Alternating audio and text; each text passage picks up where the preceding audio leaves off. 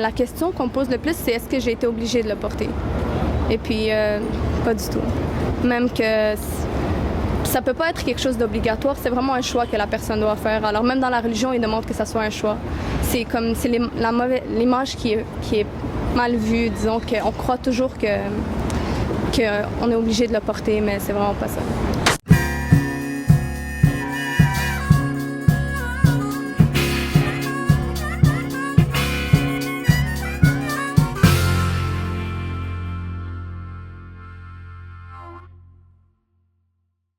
Bonjour, mon nom est Rosaline Nguyen et bienvenue au Quelque Show, la tribune bilingue des Montréalais. Cette semaine, nous allons parler aux Montréalais des stéréotypes. Bon, il faut se l'avouer, personne n'est à l'abri des stéréotypes. Nous allons tenter de dénouer cette semaine les différentes perceptions sur le sujet. Parce que on trouve que tu représentes vraiment comme la nouvelle génération des Montréalais. C'est important, puis il n'y a pas assez de voix, puis les médias n'en parlent pas assez. Donc, c'est important. Fait que je te remercie énormément. Donc, tu vas regarder moi ou Paul. Moi, c'est Rosaline et c'est Paul.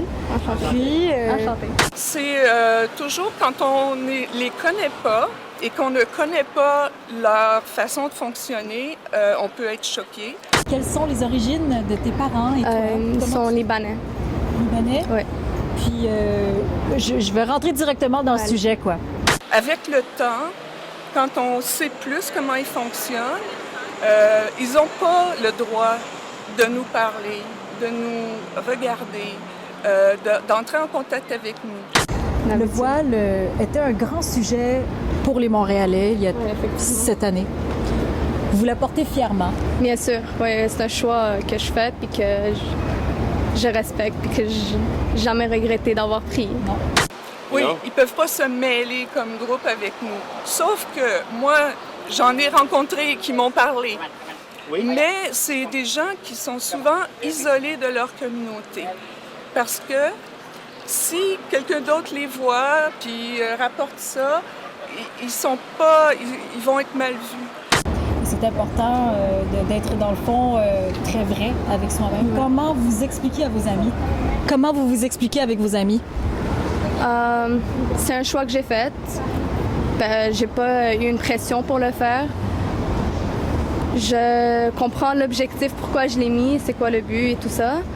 Mais les familles qui sont isolées, dans un milieu multiethnique, où ils sont comme... En tout cas, moi, je connais une couple de familles comme ça, ils s'intègrent. Quel était ce but? En fait, c'est la capacité de voir la beauté intérieure de la personne et non l'extérieur. Je suis pas obligée de me montrer, C'est ça. Puis c'est une sorte de respect pour moi. Je me respecte.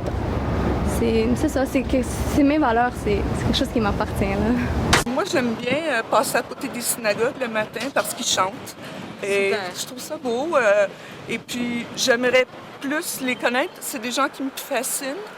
Je t'avoue que ces derniers temps, avec la Charte des droits et libertés, tout ça, je me suis fait critiquer beaucoup plus qu'avant. Avant, je suis née ici, j'ai beaucoup d'amis québécois, il y avait toujours du respect et tout. Mais depuis la Charte, surtout que je me promène, disons, un peu partout, j'entends beaucoup « retourne dans ton pays » et tout, mais je suis née ici. C'est quel pays que je vais retourner?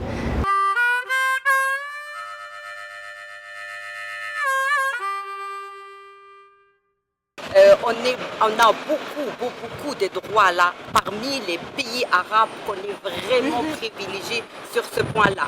Je pense que les femmes, ils sont en train de faire évoluer ce groupe-là. C'est celles qui sont très ouvertes.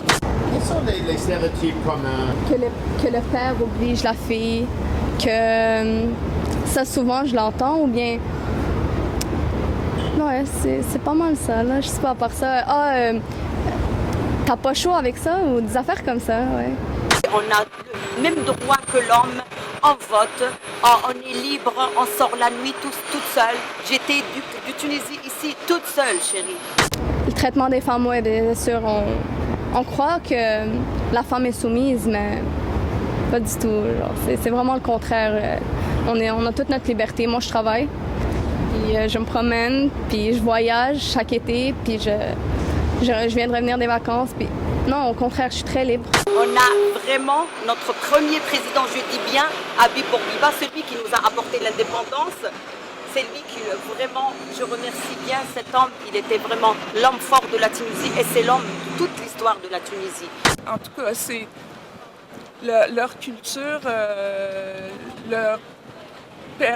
leur permet pas de s'intégrer aussi facilement. Il y a beaucoup de préjugés,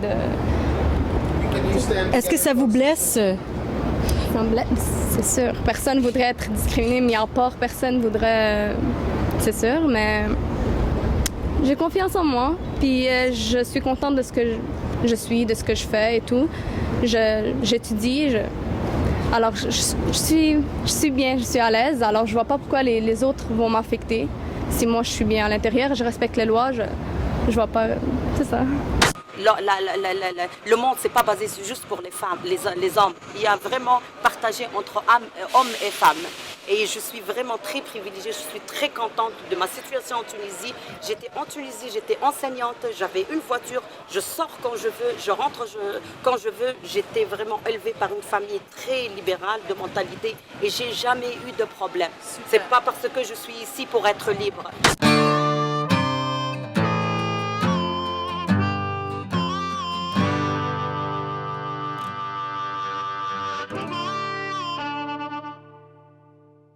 Je m'appelle Amel et vous regardez le Quelque Chose. Je suis ravie, très contente. Nous aussi, merci. Ah, vous êtes superbe.